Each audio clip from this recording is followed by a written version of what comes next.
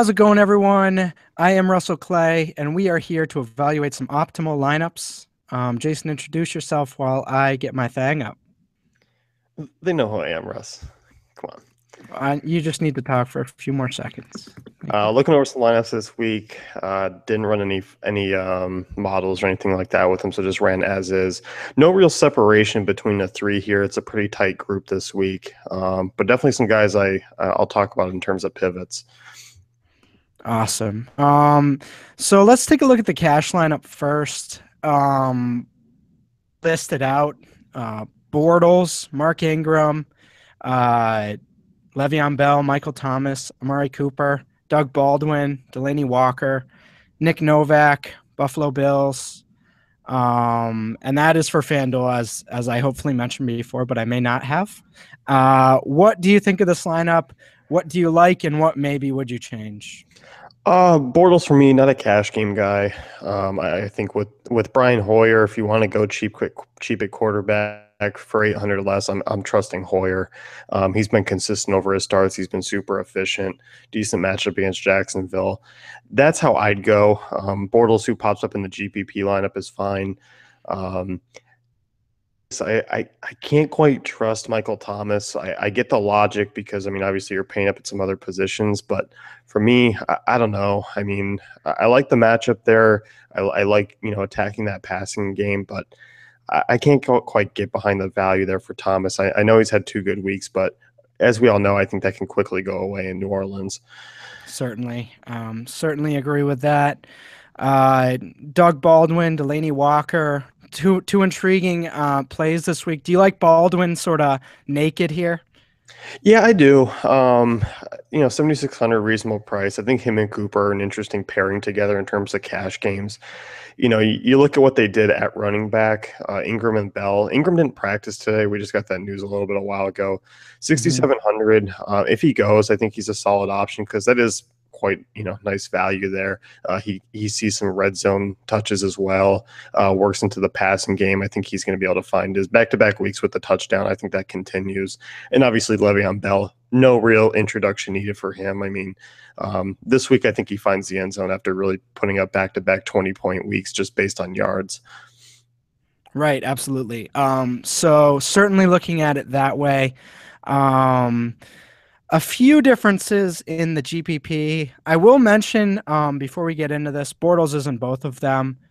I like him this week on all sites. I think he's a really interesting stacking option, facing that Chicago Bears defense, which they've been all right. They haven't been like San Francisco bad or anything like that, but they've been definitely below average. You're looking at Allen Robinson in that stack. So in terms of this lineup, the real big changes are Jordan Matthews, and then going to Zach Ertz at tight end. Is that something you're looking at?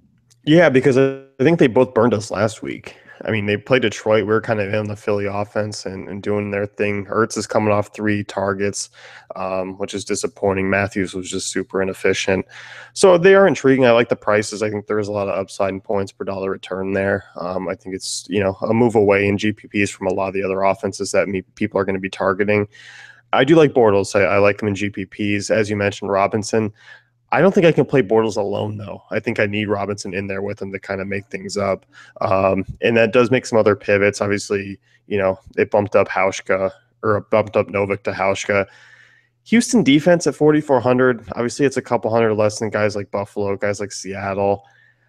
I still think Indy's going to put up their points. That offensive line's really bad. I know they could get some sacks in there, but without J.J. Watt, Clowney's obviously going to have to step up. I'm not quite sure they're going to be able to pay it off. I kind of just rather bump up an extra couple hundred and get the Bills or get the Steelers or use Seattle or something like that.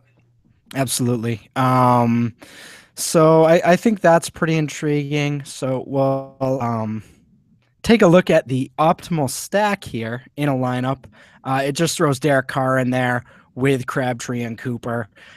I mean, you talk about a high floor trio. This is the Three Musketeers right here. Yeah, I mean, you look at that, it's a pretty inexpensive stack in terms of all three of them.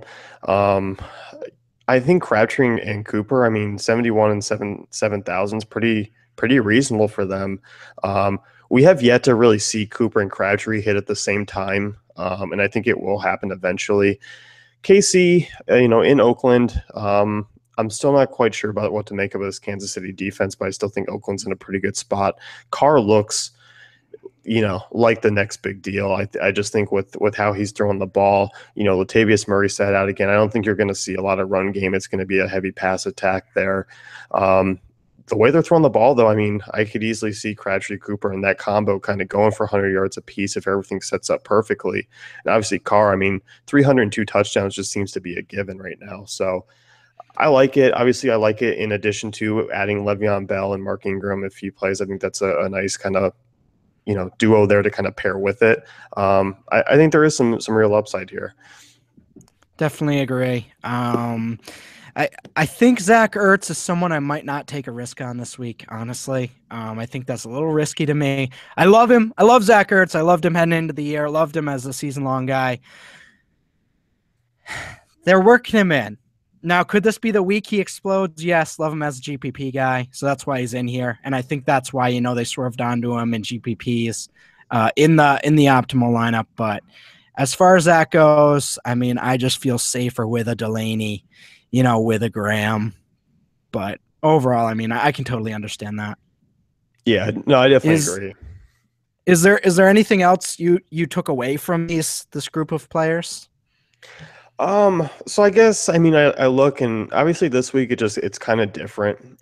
We haven't had, really to pay up at the running back spot a ton so far this year, because we've seen, guys come in like Christine Michael, who was under, 7,000. We had Carlos Hyde at reasonable. We've had a lot of guys at really cheap prices, and we could kind of focus on paying up at wide receiver. Also, given the fact that Brian Hoyer's not 6K anymore, so it changes things for this week in terms of where the value is at, and we kind of see it put to the test to kind of create a balanced lineup. And I think it did a pretty good job, because obviously Le'Veon Bell is the staple here, and it builds around it. And that's obviously 9,300 is going to kick you off and kind of force you to go value elsewhere. But I like the balance, the wide receiver approaches here. I think the 7K around that range is a pretty good mark and where I want to stay. So overall, I think it did a pretty solid job. But yeah, I think overall the tweaks are going to be needed this week. Absolutely. And as always, I mean, if you're making a ton of tournament lineups, you want to swerve off your core a little bit here and there. So certainly something to think about. And I definitely like a lot of the games they're on this week. As always, if you want to check this out for yourself, we do have a 7-day free trial. Definitely check that out. If you like what we're doing here, give us a like and subscribe. And as always, this article that we're podcasting about is on the site. So certainly go and check those out for sure. Thanks for tuning in, and we will see you guys in week 7.